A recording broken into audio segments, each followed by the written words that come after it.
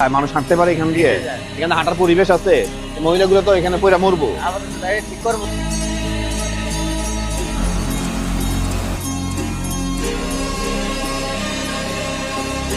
আল্লাহ দোহাই লাগে ভাই, এদিক করেন না, আল্লাহ দোহাই লাগে। এই আসছে আসছে